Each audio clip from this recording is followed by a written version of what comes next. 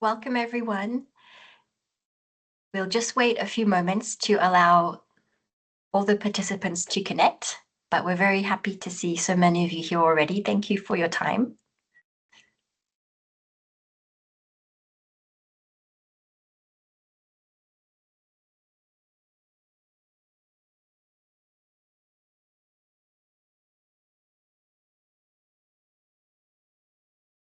We have a question, I think, from Mohammed Nourouzi. I'm just going to unmute you and allow your camera. If you have a question, please don't hesitate.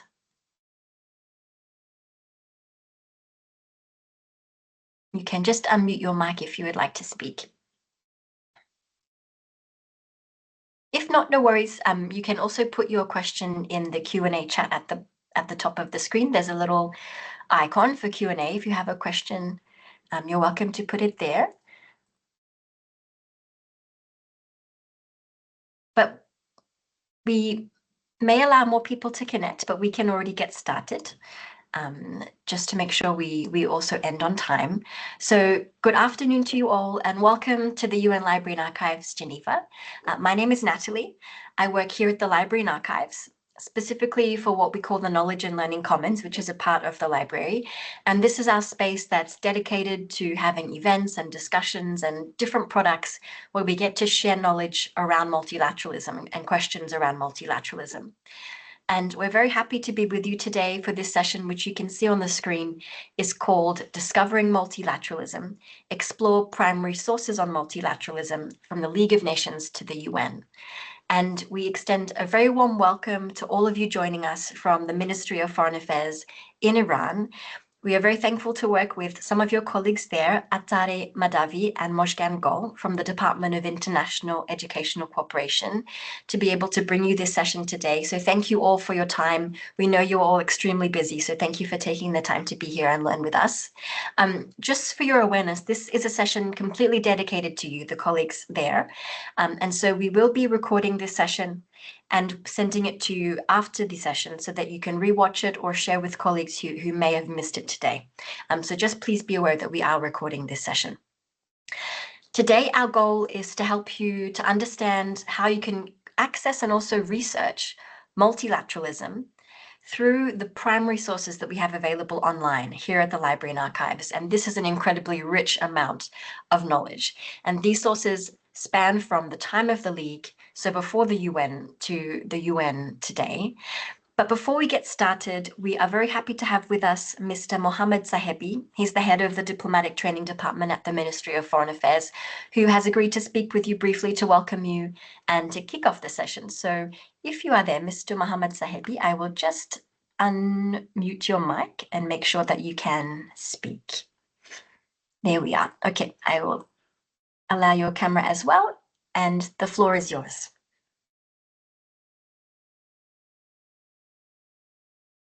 Thank you very much. Can you hear me? We hear you loud and clear. Thank you. Yes, thank you. Good afternoon. It is my great pleasure to welcome you all to this enlightening session dedicated to exploring the rich history and evolution of multilateralism through the invaluable resources of the United Nations Library and Archives in Geneva. First of all, I would like to express my gratitude to the skills presenters and moderator in our discussion today in advance. As the head of the Department for Diplomatic Education at the Ministry, I am honored to welcome our distinguished moderators, esteemed presenters, and all participants who have joined us today. Your presence reflects a shared commitment to understanding the complexities of global collaboration and pivotal role of multilateral institutions in shaping our world. Since its foundation in 1919 as the Library of the League of Nations, the United Nations Library and Archives Geneva has served as a cornerstone for research and scholarship on multilateralism. Today, we have joined us have the privilege of knowing how to explore the extensive collection of official documents created by the League of Nations and the United Nations, preserved within the remarkable institution. Our presenters will also introduce us to two essential online research tools, the UN Digital Library and the UN Archives Geneva platform. These tools not only safeguard the legacy of multilateralism, but also empower researchers, diplomats, educators, and policymakers to access and analyze the primary sources that have shaped global governance. This session provides a unique opportunity to uncover how these archives and tools illuminate the journey from the League of Nations and the United Nations together. We will look into the milestones, challenges, and achievements that have defined international cooperation. I'm confident that the insights shared today will inspire new avenues of study and engagement with this vital subject. Once again, thank you for being part of this important conversation. I try to be online during the session because I'm interested in this session for my educational life. But in my absence, my colleagues from the department, Miss Nourouzi and Ms. Mahdavi, will also are available to assist you. I look forward to an engaging, fruitful discussion. Thank you very much. Thank you so much, Mr. Sahibi, for this incredible introduction. Thank you for that. You've explained perfectly what we're here to do today, and thank you for your time. We know you're also so busy, so thank you for being with us. Welcome. Thank you. So let's get started. We wanted to firstly, before we launch in with the speakers, just give you, we know you're already very, very, very much aware of the UN and the history also of multilateralism, but just explain what multilateralism means to us as we look at it from this perspective of our work at the library. So you're going to see on the screen here a brief introduction to what we mean. So of course, strictly speaking, multilateralism is a form of cooperation between at least 3 states. But it does go beyond this quantitative definition. And as you can see on the screen, another way we define it is the coordinated action of multiple countries pursuing common goals. And for your information, we do have a research guide on multilateralism that we curated at the Library and Archives. It's an incredible document made by our colleagues that really looks at the history of modern multilateralism, the different elements and the principles on which it's based. We'll share it with you in an email after today's session. We encourage you to look there as well if you're interested. So, of course, international organizations like the League and the UN are examples of institutions that are multilateral, that have multilateral diplomacy and action. And the goal of today's session is our speakers will be sharing the main documents that are produced by these organizations, which do highlight how they work multilaterally, how they act multilaterally, and then become sources of study as primary sources. So we'd like to hear a little bit more from you as we start. And so you're going to see a little poll coming up on the screen. I'll launch it now. All you have to do is click and submit. The question is, what type of information about multilateralism interests you the most? Is it the more historical development of multilateralism over time? Is it the current documentation that's being produced about multilateralism through, for example, the UN bodies? Is it both of the above? Or maybe it's something else. And if it is something else, you're welcome to share in the comments in the Q&A chat. There's a bubble at the top of your screen. You can also put your comments there and we can read them as well if there's something else you'd like to share. But for the meantime, please do share which one is most interesting to you, and that will be very helpful for us as we go along in the presentation. Okay, so both of the above is currently leading, but we'll leave you some time to keep submitting your response.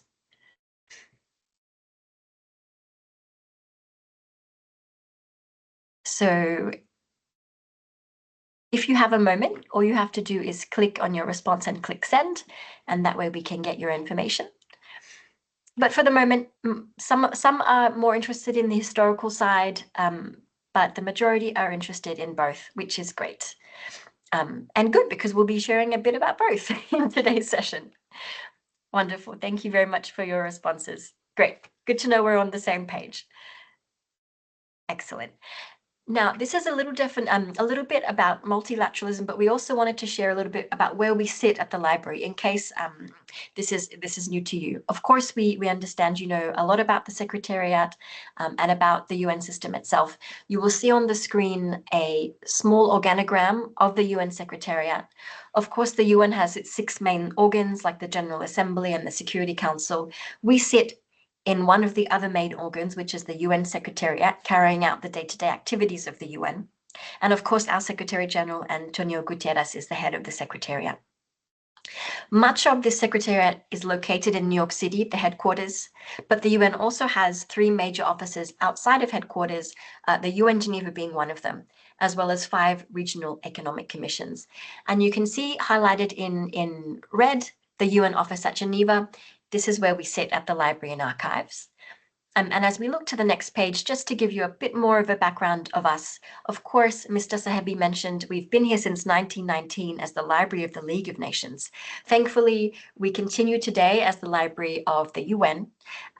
We have a range of resources, documents, books, ebooks, journals, covering all aspects of the work of the UN since 1946.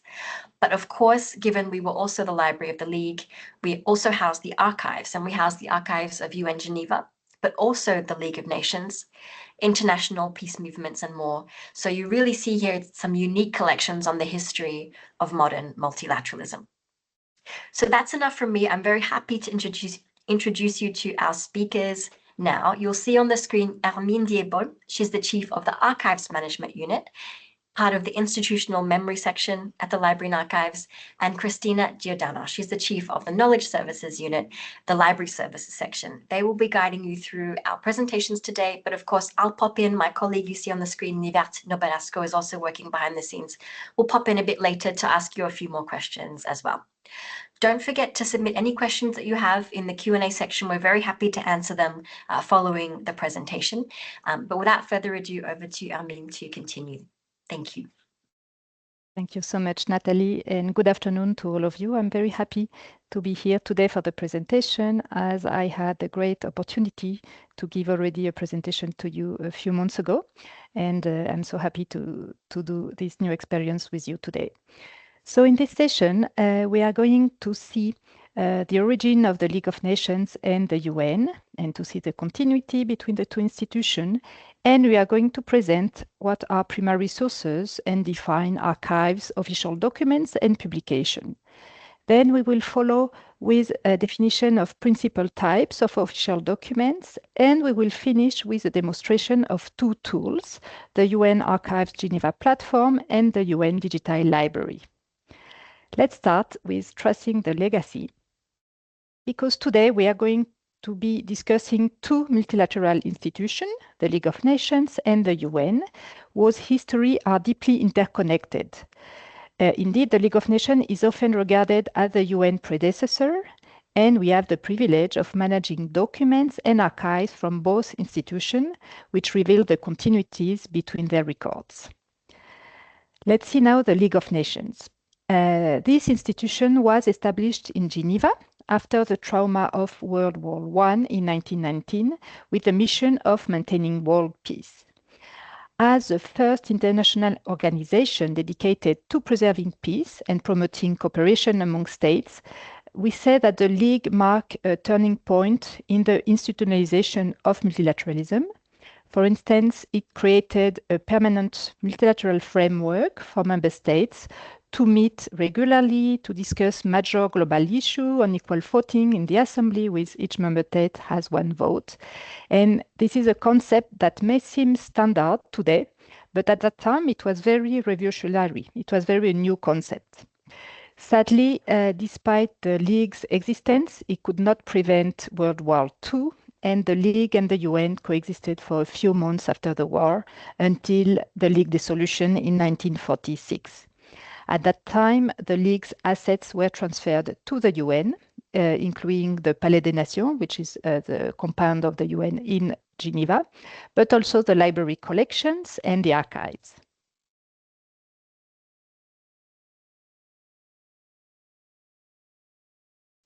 Christina, you have to unmute yourself. Sorry, Good afternoon and welcome to all. And to continue with the history of international organization, we have to say that despite the outbreak of the Second World War, the idea of an international entity in charge of pursuing peace and international security was never abandoned. Many world leaders were in favor of creating a new, stronger organization after the war, and a lot of diplomatic work was put into it. You are probably familiar with the Tehran Conference of 1943, where the general idea of this organization was discussed. The result of all this work was, of course, the creation of the United Nations, whose founding document, the Charter, was signed in San Francisco on the 26th of June 1945 at the UN Conference on International Organization and came into force on 24th October 1945. At the time, the UN only had 51 members, but Article 4 of its charter, of its founding document, clearly aims at universal membership, stating that the organization is open to all peace-loving states, willing to accept the obligations and capable to carry out the mandates set in the charter itself. So today, with 193 member states, we can say that this objective, this goal has been attained, and the UN is the really only true universal organization. Then in Article 1 of the Charter, we have the definition of the mandate of this organization, whose first goal is to maintain international peace and security, as well as solving international problems of economic, social, cultural, and humanitarian character, and promote respect for human rights and for fundamental freedoms for all. So you can see that it's a truly multilateral program. Yes, and if we continue to see the continuity between the League and the UN, we can see that the experience of the League of Nations left a foundation for building the international system we have today, which is embodied by the UN. And the UN has inherited many agencies that were initially created by the League, like UNESCO. Christina? So what the United Nations was trying to do, it was to continue the experience of the League, but also to overcome what was the perceived weakness of the League. And by doing this, the idea was to create a stronger collective security system that would avoid repeating and catastrophic events such as World War II. Yes, it did. And the League and the UN, even though have common points, activities that were initially managed by the League were also continued by the UN, such as the publication of official documents. And we will see now how the structure of the organs of the League and the UN is quite similar. In fact, we can see that when we examine the founding documents of these two organizations, the Covenant of the League of Nations and the Charter of the UN, there are indeed similarities in the structure. The League of Nations had 4 main organs, while the UN has 6 main organs. And now we are going to examine them one by one. We will start with the Assembly. So both organizations have an Assembly. In the Assembly, all member states are represented on equal footing, each holding 1 vote. These bodies meet annually in regular sessions starting in September to discuss global issues and promote dialogue. Then both organizations had a council.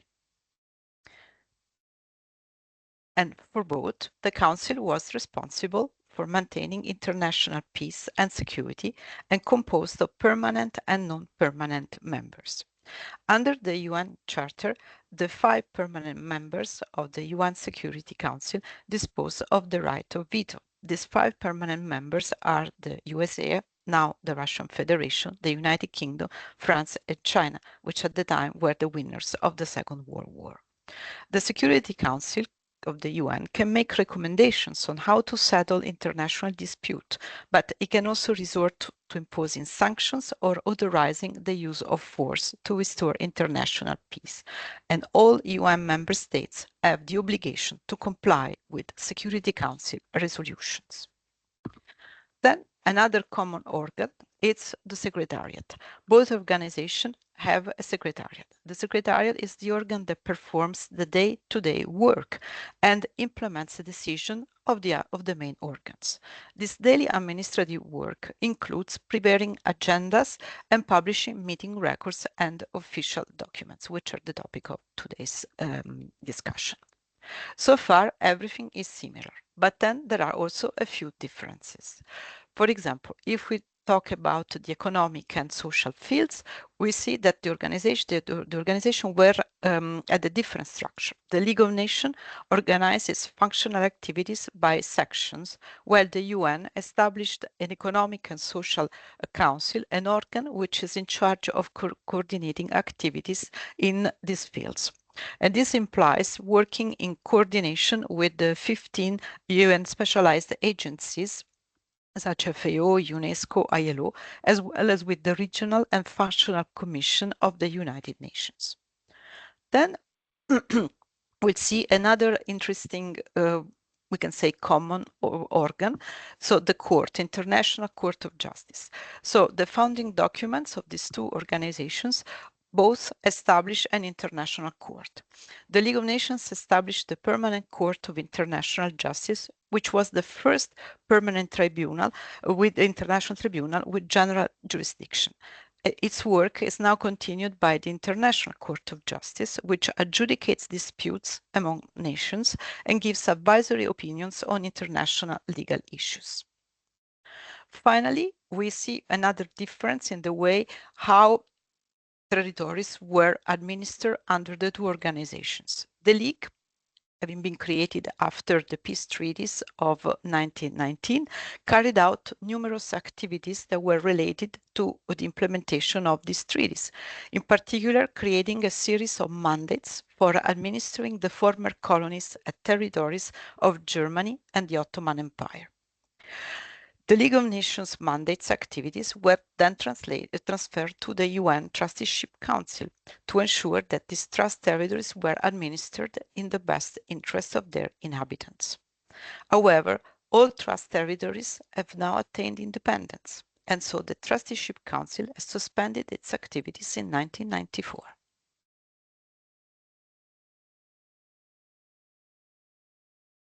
Natalie, you're on. I will quickly, sorry, I will quickly pop in now. We hope this has been enlightening so far to see the difference between the organs of the League of Nations and the UN. And we do have another question we wanted to ask you at this point. So you'll see now a poll popping up. Which documentation from specific UN main organs interests you? In your work, it would be very helpful for us to know in your work specifically. Is it more the General Assembly documentation, the Security Council, the UN Secretariat, the Economic and Social Council, or perhaps other entities? And if there are other ones, you're welcome to also put them in the Q&A chat for us to be aware. So all you have to do is select. You can also select more than one. The option is there to select multiple choices if you prefer. And to click send when you are ready. Thank you all for responding so far. The majority are looking for documentation on the Security Council, but we'll just wait for a few more replies to come in, followed closely by the General Assembly. We also have interest in the Secretariat and ECOSOC and a little bit of other entities as well.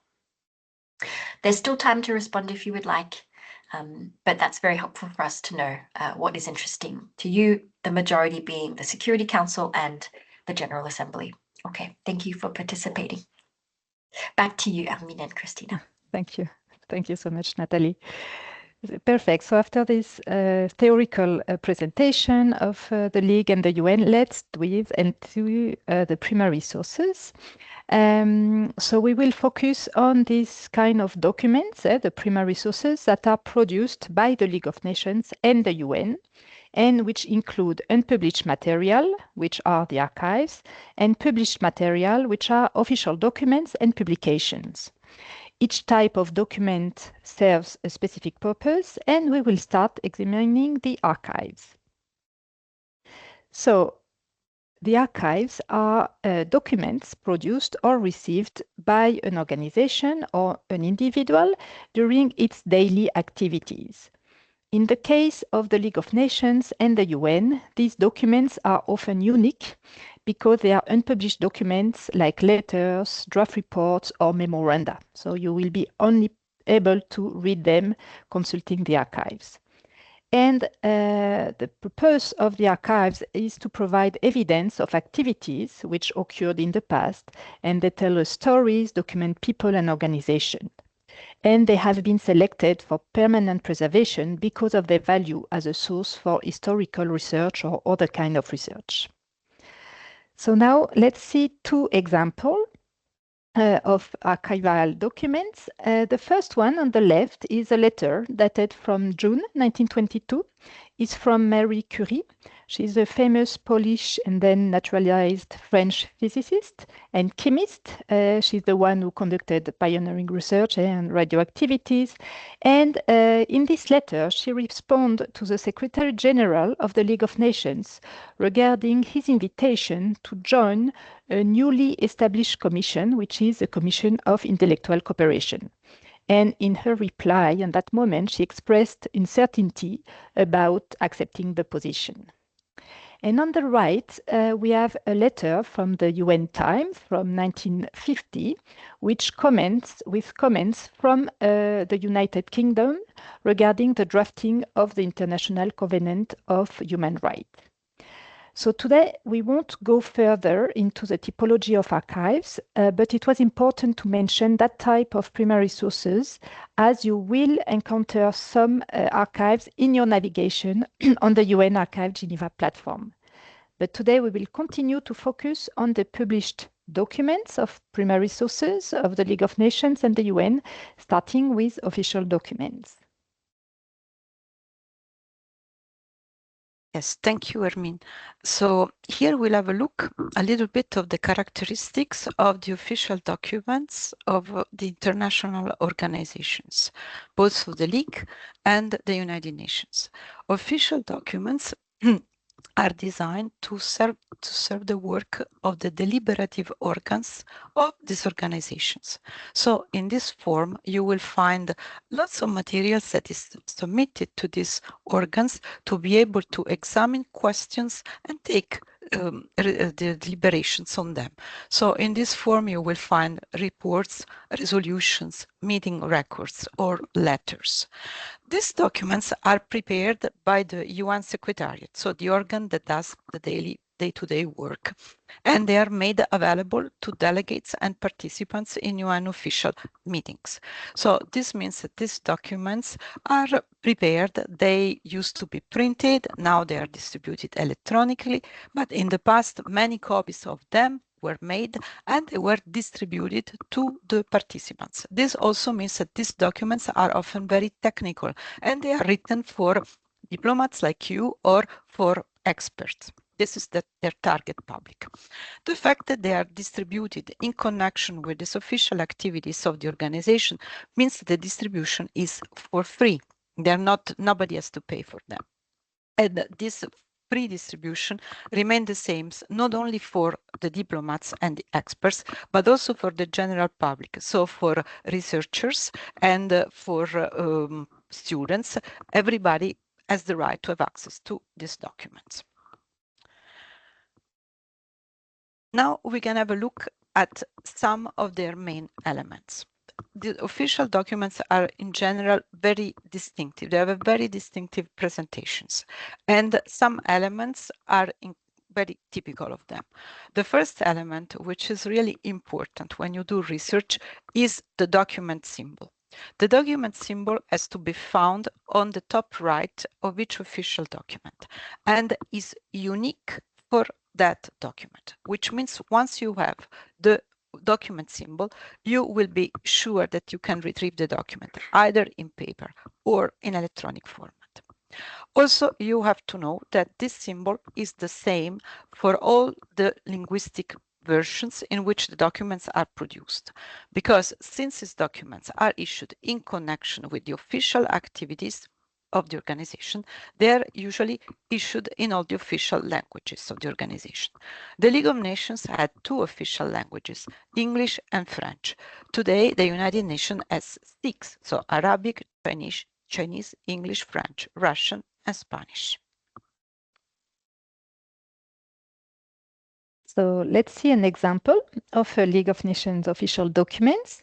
Here we have a document from 1930 addressing the concept of creating a European Federal Union following a proposal of the French government. And at that time, the proposal did not advance within the League of Nations framework, but the ideas that contained the proposal were then revived after World War II, and it was important in the formation of the European Economic Community, as we know today as European Union. So what you can see here is the document symbol on the top right. As Christina mentioned, we have, of course, the title of the document and the date below the document symbol. And we can see also the mention on the top left that the document was distributed to the Council, the members of the League, and the delegates at the Assembly.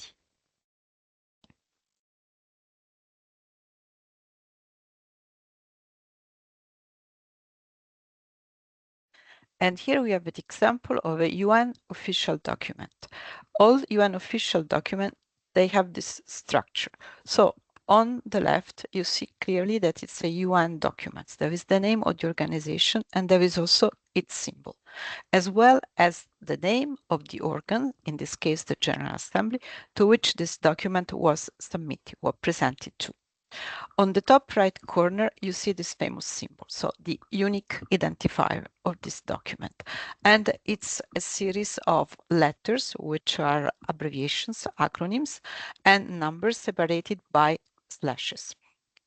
Then, when you go a little bit further down, you see that there is an indication of the session, in this case, the 79th session of the General Assembly, during which this document was produced. And this document was issued in connection with the agenda item 123, because official documents normally are issued in connection with the program of the work of an organ during a particular session. So this document was issued on the agenda item 123, whose title is Strengthening of the United Nations System. And then further down, you see the title of the document. So this is a resolution that has been adopted by the General Assembly on 22nd September 2024 during a very recent and important meeting, which was the Summit for the Future, aimed at strengthening the role and the work of the member states in attaining the Sustainable Development Goals of the UN. Now we are going to see some principal types of official documents that you can encounter in your research. We have chosen 4 main kinds of documents. So first of all, we have the meeting records, then the resolutions, then reports and letters. We will start with the meeting records on the next slide. So meeting records are important because there you will find the statement and speeches that were made during a particular meeting of a UN organ. And also they contain the record of the actions that were taken at the end of this examination of this speech, of these statements and speeches. So what action was taken after the discussion? And there are 2 types of meeting records. There are the verbatim records, in French, procès-verbaux, which contain the full first-person account of the proceedings of a meeting. This means that everything that was said during that meeting was recorded literally, word by word. Everything is documented in the procès-verbal.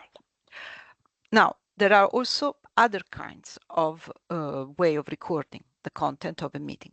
For example, there are summary records. They are not so detailed. They are just a third-person condensed version of what has been said during a meeting. Why there is this difference? It's because verbatim records are very time consuming, and they're also come with a cost. So they are reserved for the meetings of the most important organs of the UN, such as the plenary meetings of the General Assembly, of the meetings of the Security Council. Other organs, for example, the Economic and Social Council, only have summary records of their meetings. So everything that's been said has been recorded, but in a condensed, analyzed way, not word by word.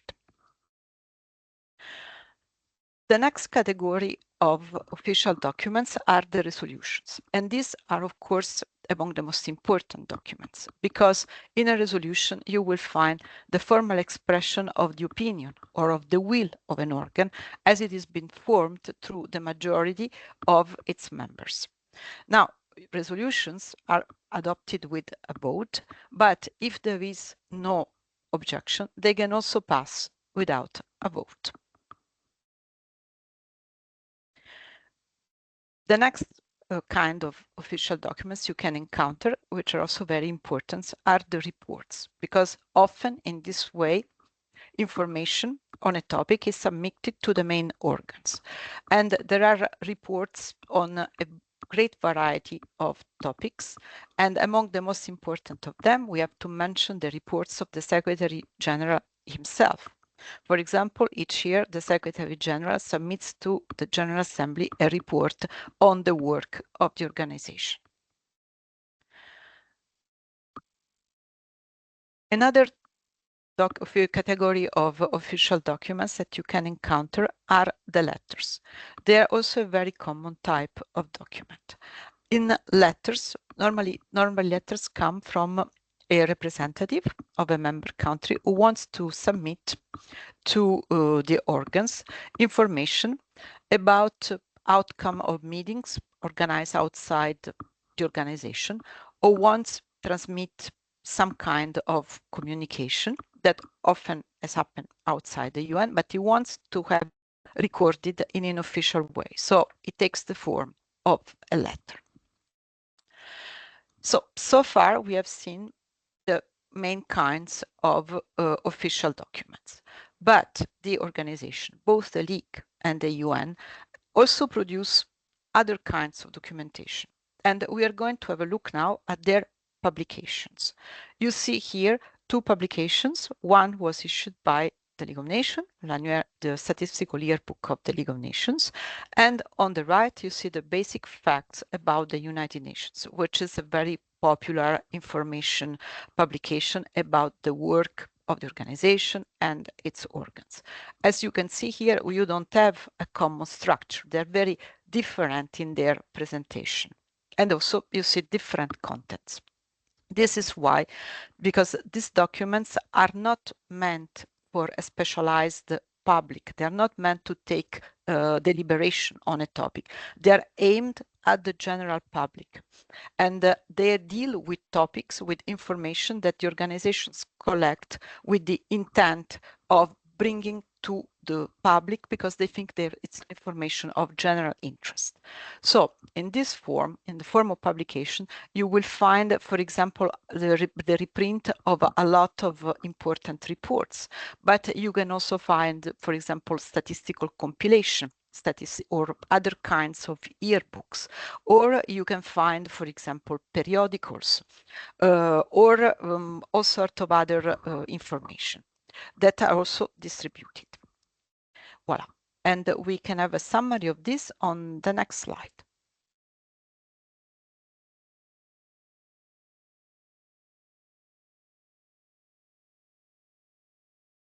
Yes, voila.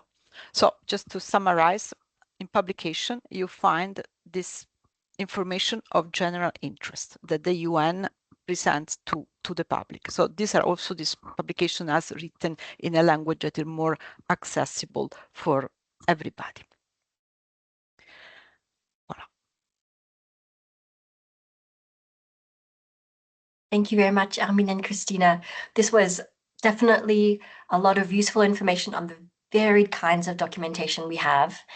And so we know that it's a lot, and we wanted to just give you a little question now to see if this was understandable to you, and if you may have questions as well, we can get to it at the end of the presentations. So we're going to launch another little poll, the last one today, before we ask also for your feedback at the end. But you'll see on the screen a little quiz just to keep us going. In which type of meeting records can you find the full first-person account of the proceedings of a meeting? So the answers could be verbatim records, or procès-verbaux in French, the summary records, or none of them. In none of the meeting records can you find the full first-person account of the proceedings of a meeting. So if you're not sure, it's okay, have a go. If you are very sure and you remembered from the presentation, please submit your answers, and we'll see with Hermine and Christina after the quiz.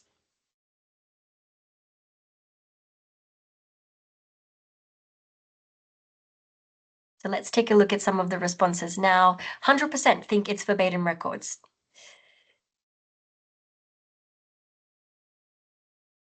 Any other responses? Would anyone else like to have a go? You have time. You can just click on the answer you think is correct and submit send. But otherwise, let's go with that. 100% so far, I think it's verbatim records. Hermine, Christina, which is the correct answer? Definitely the correct one. This is the one. The correct Bravo, answer. everyone. Congratulations. Great. So, maybe okay. sorry. Go ahead. Sorry, Hermine. No worries. Great. Okay, then maybe if you'd like to briefly explain the reasons why, or if you'd like, we can go ahead and now have a demo of the platforms. Well, I propose to do the demo of the platform now, because we will see an example precisely of verbatim record. So if it's fine with you, let's go directly to enter to the platform. So I'm sharing my screen now to be able to do the demonstration. So here you can see the UN Archives Geneva platform, which can be reached with the URL archives.ungeneva.org. And on this platform, you will find the official documents and the publication of the League of Nations. This platform is not only for the official documents, but also for all the archival collections we manage in Geneva.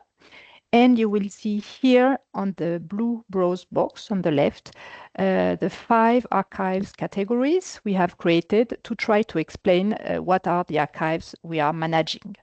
So we have the League of Nations archives, the UN Geneva archives, we have some private papers, International Peace Movement archives, which are our oldest documents, and some additional collection. What you can find on that platform is the descriptions of the archives, and in some case, the PDF of the document if they have been digitized. Today, we will focus on the League of Nations archives, of course, so you can enter here to this category, and you will see that all the fonts and the collections have been digitized. This is thanks to a 5-year project, which allowed to digitize 40 million pages, and that's now freely available on that platform. Among these archives, we have the collection of official documents, so you can click, and here you will be able to consult nearly 120,000 documents. Here is how you can use that platform. As it is an archival system online, we will have that kind of tree view of hierarchy, and you will see that the official documents are organized by series. And these series are arranged around 4 main topics. So we have the first topic, which is the institutional structure of the League of Nations. And here we will find the main bodies with the Council, the Assembly, the Secretariat. We also have ancillary bodies and institutions connected with the League of Nations.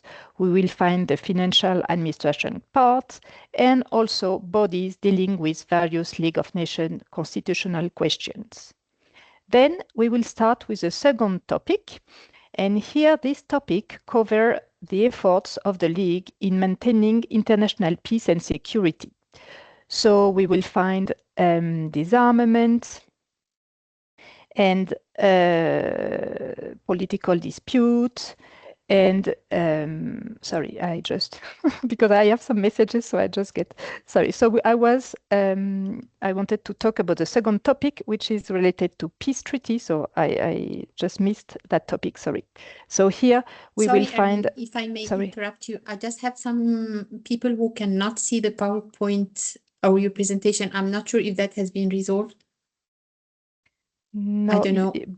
Is not the PowerPoint now is sharing my screen. Exactly. Can the you see PowerPoint the platform? Normal. Yeah, I have Mohsen Ranjbar who says, sorry to interrupt, but the platform is not visible on the screen. So I don't know if Mr. Ranjbar, if that's still the case or it has been resolved. I'm sorry.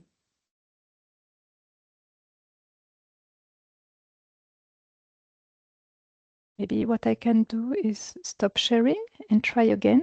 Can you see Christina and Natalie? Can you see my screen? But I have two people who couldn't see. Now I see the participants.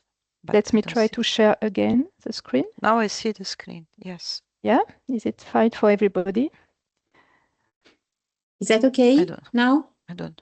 Yes, it's okay. We can see. It's okay now? Okay, perfect. Okay, good. So please don't hesitate. No, thank you, Nibert. Please don't hesitate because I saw and also I was a little perturbed by that. Okay, sorry. So I was explaining how the series. Oh, I see another hand up.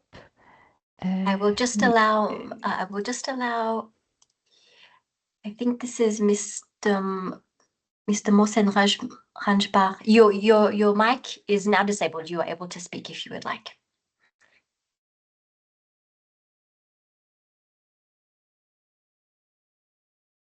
Can you see the screen? Is there any problem? For me, it works perfectly fine. Okay, please. I think for everybody else, and we have somebody who has left and is coming back. So I think that is it is okay. Thank you so much. A connection issue. Okay, thank you. No, thank you. Sorry. Okay, so let me go back to the topic to understand how this collection of official documents is organized. So we see the structure of the institution first, and there the second topic is related to the peace treaty. So here where we will find the mandate system, the protection of minorities, and also the protection of the Free City of Danzig and the Saar territory. Then we will go to the third topic, and here is where we are going to find the efforts of the League in maintaining international peace and security. So we will find documents on disarmament, on organization of collective security, political disputes, and miscellaneous political questions. And then the last part of the official document focus on the functional activities of the League. So here you will find economic, social, humanitarian, cultural, legal issue. You will find, for instance, the health organization or the intellectual cooperation. Now, precisely, let's start revising a kind of documents which are the minutes or the verbatim record. And for that, we are going to go into the series of the assembly. So clicking here, you are able to open the lower level, and you can see that the documents of the assembly are organized by session. If we go, for instance, to the 10th session, we will be able to find the plenary meetings and to find the minutes.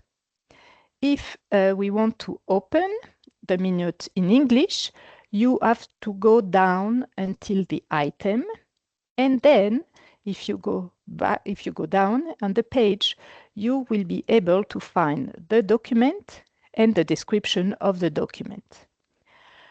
To open the document, you just have to click on the thumbnail, and you will have to accept a copyright notice to be able to download the PDF of the document.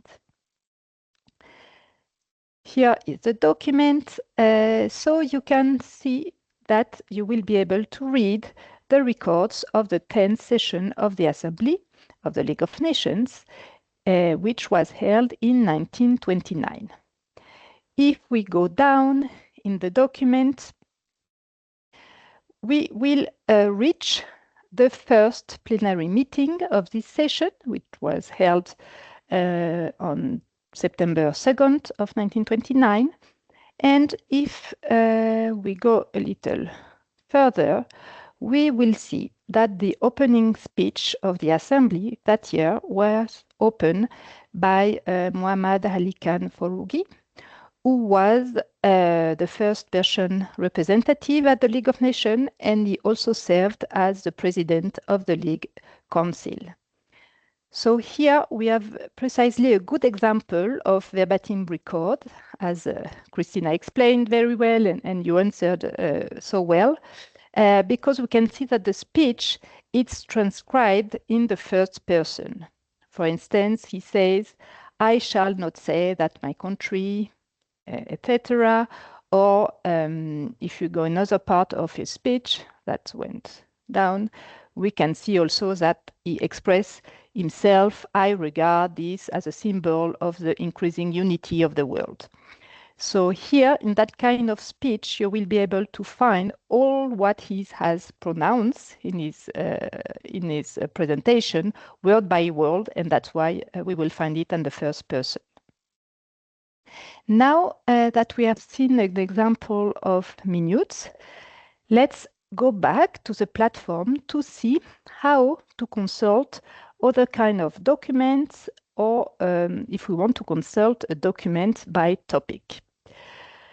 So the best way to search, if you want to search specifically in the official document collection, is to select the collection and to go a little down in the image carousel and select that button, Show All. Doing that, you will be able to search only within the official documents collection. After, if you want to indicate your terms of research, you can click on Advanced Search option, and here you will be able to indicate what you are interested in. So let's say that in that case, we will want to search a very specific topic on Persia, on the Indo-European telegraph. You indicate the term, then you launch the search, and you will have very precise results. Now, in that case, we have 10 results. If we see the result, we can see that we have some reports, as kind of documents. We have some press clipping, and we have also some interesting documents which are publication, and they are treaty series. If we click on the result, we will be able to see in the tree view or in the breadcrumbs where this document belongs to. And you will be able to download it just clicking on the thumbnail and accepting the copyright notice. Then you will be able to find this document, which is a publication and the treaty series. So the registration of treaties has started with the League of Nations and is continued today, of course, with the UN.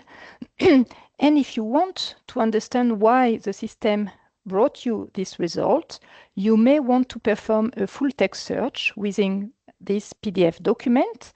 For that, you can use the function Ctrl+F, which will allow you to search within the PDF. I will indicate Indo-European telegraph, and I will see which kind of result I will have. And indeed, this concept is indicated, is mentioned in that page. There, it brings me a document in French, and if I continue, then I see the same document, but in English, which is better today.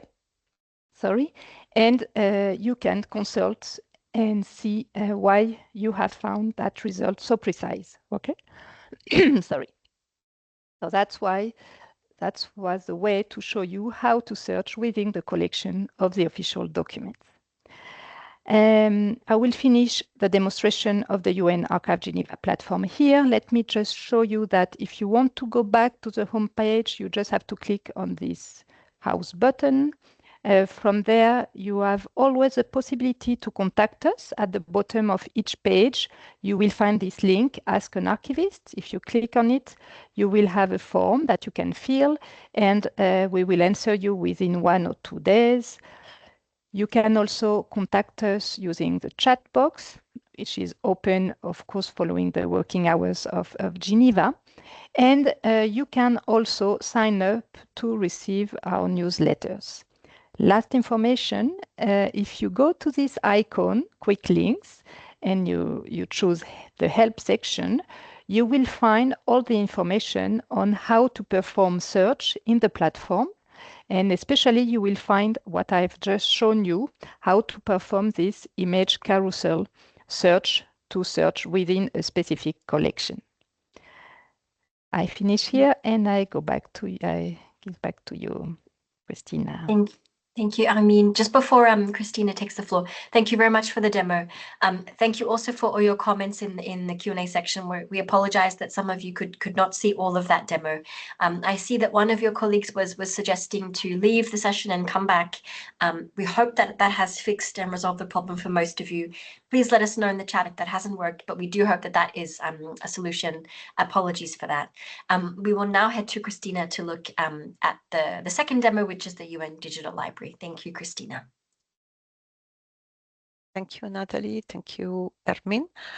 So I'm now going to talk you a bit about the UN Digital Library, which is a tool that contains only UN materials. So it's a very specialized, dedicated database where you can, in one place, you can find information and the full text of UN documents, UN publications, but also a little more. For example, we will see that in this database, there are certain parts that contain voting information on how the resolutions have been voted of the main organs, and also links to the speech records where certain speeches when have been taken place.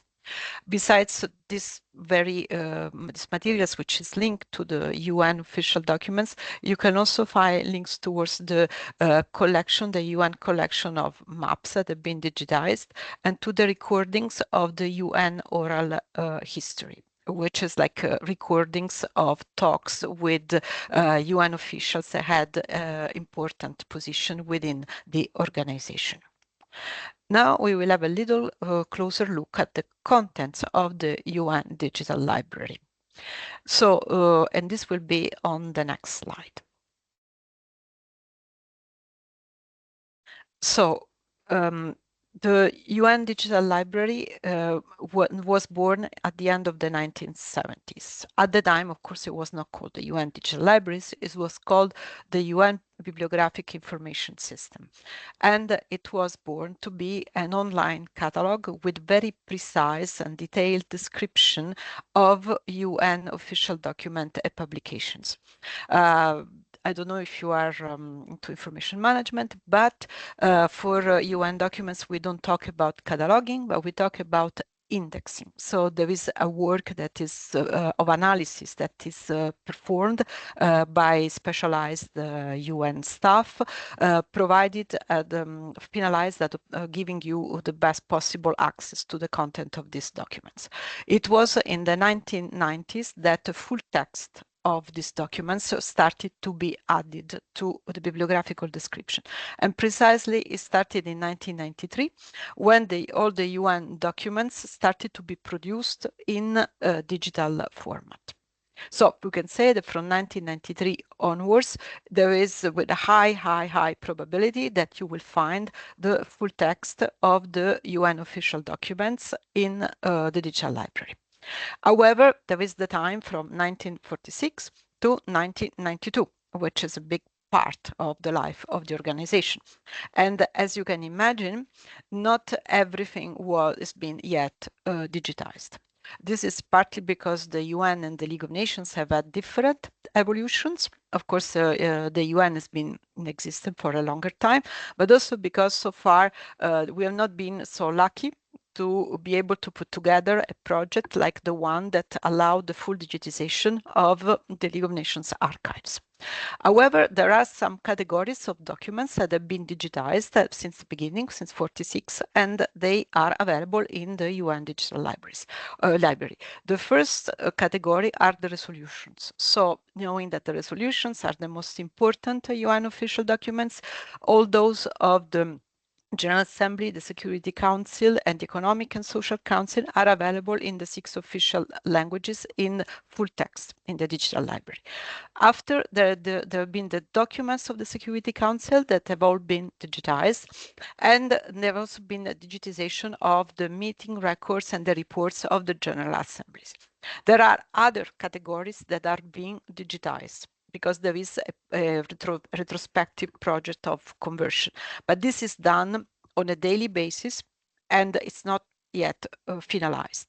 All documents that are not available yet can also be digitized on an ad hoc basis. So if you don't find the full text of what you're looking for, you can contact our library and we will see if we can do this digitization for you. Actually, this cooperation with the researchers is very useful because it has allowed us to improve the content of the digital library. We also work in cooperation with the library in headquarters in New York for this project of the digitization. So now I will show you the digital library, little demonstration, in particular relating to the topics that we have discussed today. So the different kinds of UN official documents that you can find there. What you see here, this is the address, the direct address is a database that you can have access from everywhere in the world. It's completely free. And now we will try to do the share of the screen and hopefully it will work. Do you see my screen with the digital library? Yes, for me at least Yeah. I can. We can see it, for yeah. me, it's We're gonna yes, see. perfectly fine. Yeah. I hope also for the participants. So this is the main screen. And you can see that here you have like different kind of collections. So we have a collection by resource type where you can find the documents and publications which interest us, but also the voting data, the speeches, and these other materials like the maps and images and sound. And then there is another part where you can search already directly if you know what the documents of which organ you are looking for. Now we are trying to do just a very general research. We are trying to look for the word multilateralism as a keyword in the digital library. And we will see what we will retrieve. We will retrieve a lot of records. And here on the left, we have what we call the facets. So these are different categories that allow you to pinpoint the results of your research according to what you're looking for. And you see that comme par hasard, the first kind of facet is exactly the resource type. So the different kind of resources that the documents that we have described. Suppose that we want to look for resolutions that have talk about multilateralism. So we can choose here resolutions and decisions and see what we can find. You see that we have drastically limited the results that we get. So it's much more easy to handle. And when you see here to the right of the title of the resolution, you see multiple files. This means that the full text of the document in multiple languages is available in the digital library. If we click on this title, we can see a description of this document. So if we go down, we see that it's already, there is the possibility of downloading the document in the various linguistic version, and you can see that the access is public, so there are no restrictions. when we go down, this is the part where the UN indexer intervene. So they established the metadata for the description of this document. So you see, first of all, here it's symbol. So this is the main key, the main entrance to the document. Then the title. Again, we have a reminder of the access. And then there is all this information that the indexer have added. So here you can already know when this resolution was adopted. It was the 12th of December 2018. This resolution was voted. So there was a vote, and here you have the result. And here you can also see when this resolution was, at which plenary meeting it was voted. It was the 51st plenary meeting. Also here they've added a little bit of history on this resolution. For example, here you see the links to the draft, so the project of the text of the resolution as it was submitted, maybe it was discussed, maybe it had been changed, and here you have the original text, how it was submitted to the assembly. And here you see the meeting record, so the famous PV, where you can find the discussion and the deliberation on this International Day of Multilateralism. Also here you can find the agenda information. So this document was issued in connection with the point 15 on the agenda information of the 73rd session of the General Assembly, and this point 15 is called the culture of peace. And finally, here you have an easy access to the document itself in the various languages. You see by default the Arabic version, which is the first one, but you can change it, for example, to English or to French or of another UN official language. Now, if we go a little bit to see the agenda information and we click here, we will see that there are many other documents that are being issued in connection to this point in the agenda. And if we scroll down until we find what we are looking for, we can see an example of letters. The document has letters. So we can click on this document and we see that these are letters that a permanent representative from the country of Lebanon has addressed to the Secretary General and the President of the Security Council. And why it is here? It is because the permanent representative has officially asked to have these letters which concern an event that happened outside. It was the creation of the Academy for Human Encounters and Dialogue. They want this document presented officially and circulated as a document of the General Assembly, and they specify under which agenda item they would like to have it presented. So it's an example, as we said before, of how letters can transmit external information to the organs of the UN. So these are examples, an example of what we have seen today. And what I would like to also show you, and maybe of interest to you, it could be to see, for example, how you can search, for example, for a speech of your country. Unfortunately, system is a bit slow, but we'll see if we can make it go. We know that there is a part of the digital library which is devoted to the speeches. So we can choose this one. And we can, for example, enter the word Iran or Islamic Republic of Iran, which is here.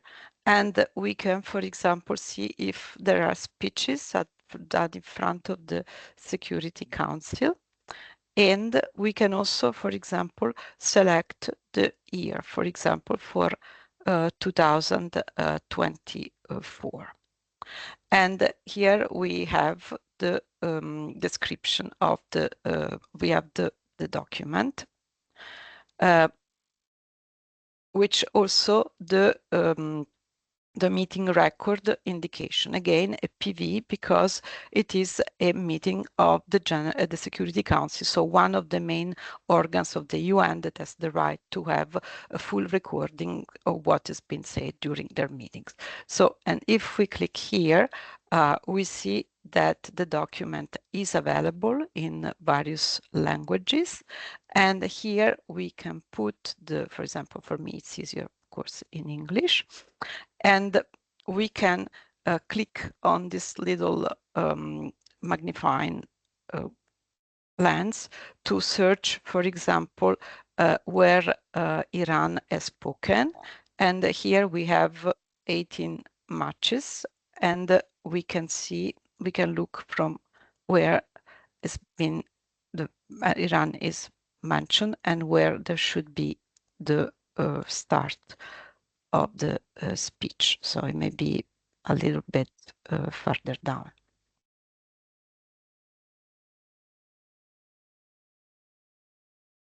Here it is.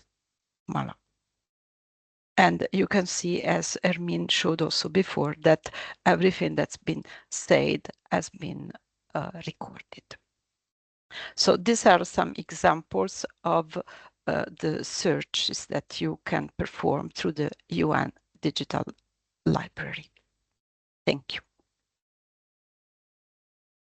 Thank you very much, Amin and Christina, for the demos.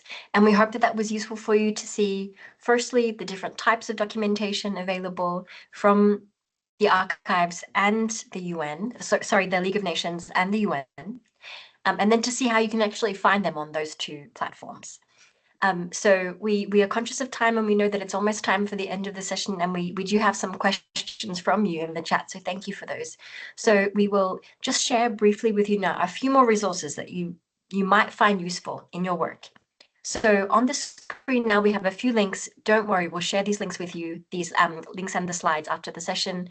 The UN Documentation Research Guide is a very helpful website that really does also encapsulate the different types of documents that the UN creates, and the categories they're in a really clear way. So we do recommend that site to you. On the side of the Library and Archives, we have a range of research guides. We mentioned the Multilateralism Research Guide, but we have many others looking at international law, disarmament. We have issues related to the Sustainable Development Goals, the history of multilateralism. So these are all available to you as well if you're looking for specific themes.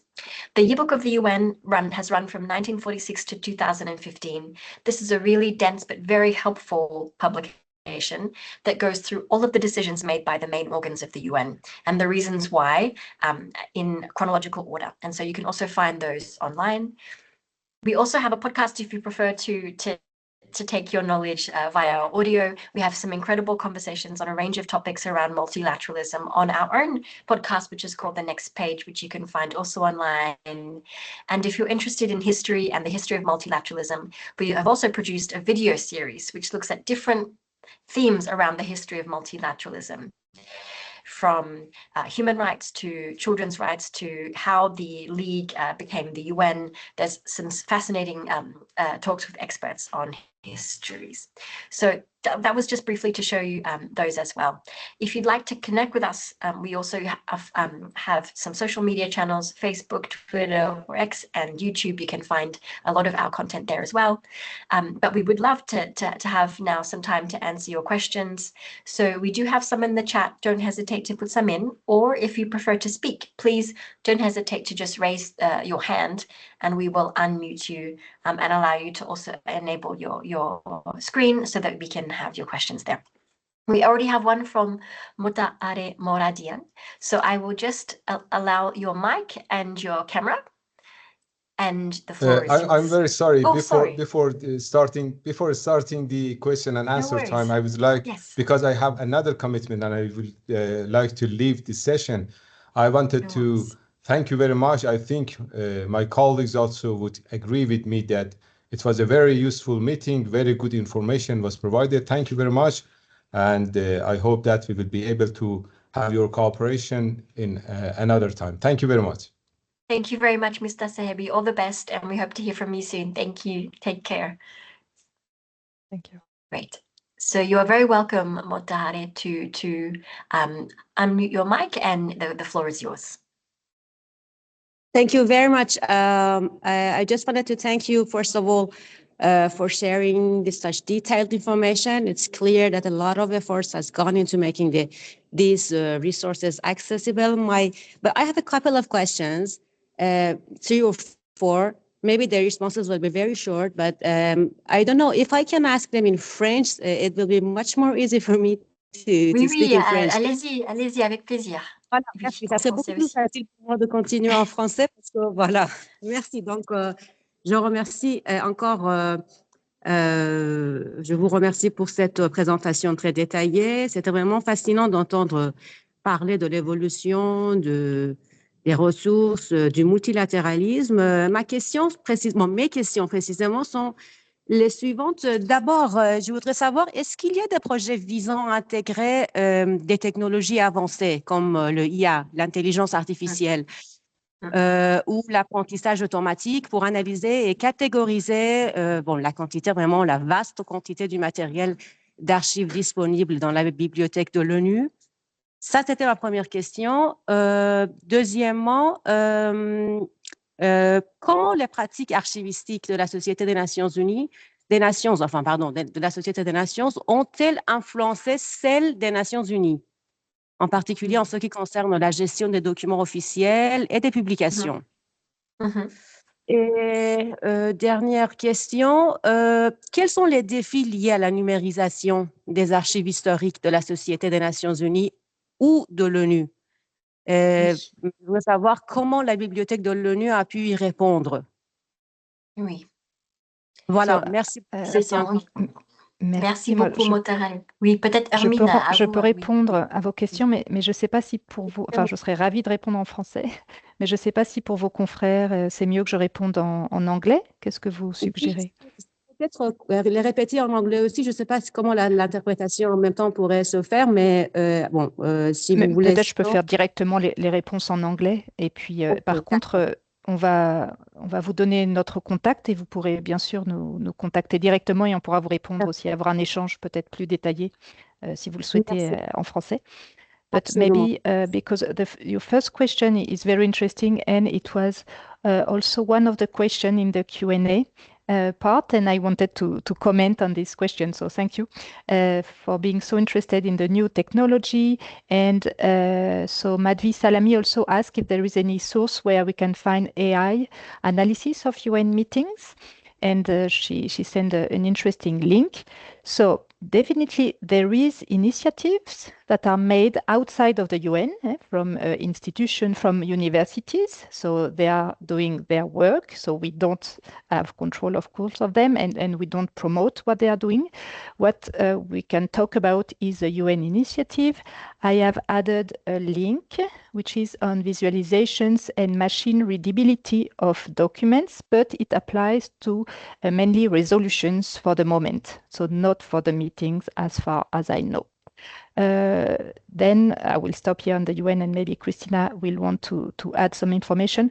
What I can tell you on the League of Nations archives part is that now currently we are starting to use artificial intelligence on some of our documents that are handwriting documents. So we have a new project on a collection of index cards, and we will apply, we are starting the project right now, a recognition of character of handwriting, which is quite new. So we will see the result in 4 months. Hopefully, we will be able to tell you more, which is, of course, for us a great topic of interest. We are also planning to see how to describe a whole collection of archives with artificial intelligence. So there is some possibilities. Then your second question was how the League of Nations archives and publication process were integrated into the UN. So I think the shorter answer for the moment is to say that since the beginning of the UN took the different procedures that have been used by the League. And there is, for instance, a system of registry. So each document of the League were indicated in a register from the beginning, each document produced or received by the League. And this system of registry was applied since the beginning of the UN until the year 1933, more or less. So it's a system that continues, so it's completely continuity. And of the publications, some series, like the treaty series, started at the time of the League of Nations, so we have the volume 1, continue with the time of the UN. So there is a lot of example. We have also one episode of Histories that mentioned Natalie that is talking specifically on continuities and ruptures between the UN and the League. And the last question, now I forgot. Yes, the digitization project, at least for the League of Nations, were possible thanks to private donation. Okay, not thanks to the budget of the UN, because the digitization of archives is not at all a priority of the big international organization. So we were able to do that work thanks to a private foundation in Switzerland. And the UN, the headquarters in New York, were able to digitize also UN official documents thanks to a private donation. But there, the quantity of UN documents is so huge because it is in 6 languages that he was able to work on part of it, but still a lot are missing, like Christina mentioned. So we continue to try to make contact to be able to continue that work of digitization, but we are working little by little. I hope it answers all your questions. Thank you, Hermine. Is there anything you would also like to add, Christina? No, I think Hermine described well the situation. As a matter of fact, so this digitization of UN documents is mostly done in-house between the libraries of Geneva and New York, with New York being a quarter, so they have taken the lead for digitization of the main the documents of the main organs which meet there, while we in Geneva, we take more care of the documents that are produced in Geneva, for example, the documents of the now defunct Commission on Human Rights or of the Economic Commission for Europe, because they are issued here in Geneva. But as I said, for the time being, it's all done in-house with the means that we have, which are not very much. We also, in Geneva, we have a very small digitization unit, and so things go slowly, little by little. We have digitized some series, for example, the request of UN bodies, for example, the Convention on Chemical Weapons. We have done a lot of digitization for them, also for the Conference on Disarmament. So we advance little by little. So far, we don't have many projects on with the AI, as far as I know. I mean, at least here in Geneva for this part. But we are now looking in working more in cooperation with our colleagues in New York, and we thought that maybe through cooperation we will be able to, make some economies of scale and advance faster and benefit also from their progress. Voilà. Thank you, Christine. And merci beaucoup, Motahari, pour vos questions. She has put in the chat, thank you very much for the responses. There are a few more questions in the chat that we would love to get to. Mohsen Ranjba, thank you for your question about if the resolutions and other documents of the specialized agencies of the UN are found in our library. Hermine has responded to that. We do not have those in our library. You have to search on each specialized agency platform to consult their documents, but it is a very good question, given the broad range of documents that we have. Hermine, maybe you want to follow up on that. Yeah. Just mention, yes, if you want to find them online, you have to go on their platform. Of course, in the library collection, we have them physically. Christina knows, but if your question was if you can find them through the UN digital libraries, no, you won't find them. You have to go specifically on their website. Thank you, Hermine. And also we want to highlight Saleh Niazi has also posed a question. Thank you very much. Normally there are some sort of obstacles which decrease the effectiveness of multilateralism. It could be very good if we could talk about that as well. It is a very pertinent question in multilateralism. What are the challenges and the obstacles to continue to work together multilaterally? However, today we were focusing more on how we consult the resources. Hermine has put a short answer there in written form too, that you can take a look at our research guide on the history of modern multilateralism, which does also include how over time from the League to the UN there have been obstacles to how we can work together multilaterally. And this is a very fascinating guide, so we can point to that one to help if you would like and are interested to consult that one. But of course, there are many questions today about how we can improve our work together, given the many global challenges we all face and different obstacles. So thank you for pointing that out. We're very conscious of the time. So if you do have more questions for us, we are also available outside of this session to answer for you, and we'll give you the details to contact us as well. But thank you very much for your participation and for all those wonderful questions. You will see on the screen on the next page just a small thank you for being here with us. We really appreciate you taking all this time. We hope that it was useful for you. And so if you don't mind, we have one more poll to ask you that will really just help us to make sure we continue to improve this session. And if we see you again, hopefully improve how we deliver as well. So 3 short questions for you.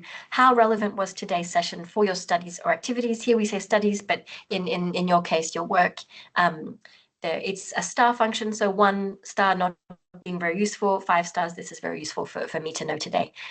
Please do go ahead and be honest about how today's session was in terms of helpfulness for you. If you click on the little arrow at the bottom of the poll, you'll see the second question, and that is, how was the pace of the presentation? Was it too slow, too fast, or just fine? You're welcome to also share your feedback on that. And the final question, if you click on the arrow to the right, is what are your main takeaways from today's session? You can put in a word or just 2 words. What really stood out to you? What do you think you'll take away to be able to use if you're ever doing research on our platforms or in your day-to-day work? If you have anything to add, we would be very grateful.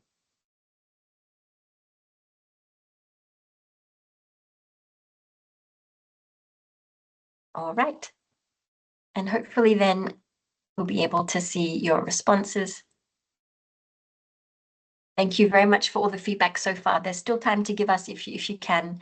We know that it's almost time to end the session. But so far, 4.5 out of 5. Thank you very much, everyone, for that feedback. Of course, you're welcome to also share in the chat if there's anything else you'd like to. The pace being just fine for those who have responded. Thanks for that. That's great to know. And the main takeaways so far are the different types of documents, which is what our goal was to share with you today, and also the archives platform. Okay, that's very useful to know that that was helpful and that you know about it now and can consult that whenever you like online. Thank you very, very much for all the feedback coming in. I'd also like to thank our organizers today who were joining us. I hope that in the end, the co-organizers who help us put on this session today were able to join us. I know they had a bit of trouble in the start to join us, but those from the Department of International Educational Cooperation, also Mr. Sahibi who had to leave us, all of you for joining. My colleagues Armin, Christina, and Nivert behind the scenes as well for all the work they did on this session. If you'd like to contact us, please contact us at commons@un.org to organize another session or to give us some further feedback in private if you prefer. That's enough, I think, for us today, though. We'll send you the resources and the video after the session ends today. Otherwise, take care. Have a lovely rest of the day where you are in Iran, and bye from us here in Geneva. Take care. Thank you. Thank you. Goodbye. Bye. Thank you. Bye.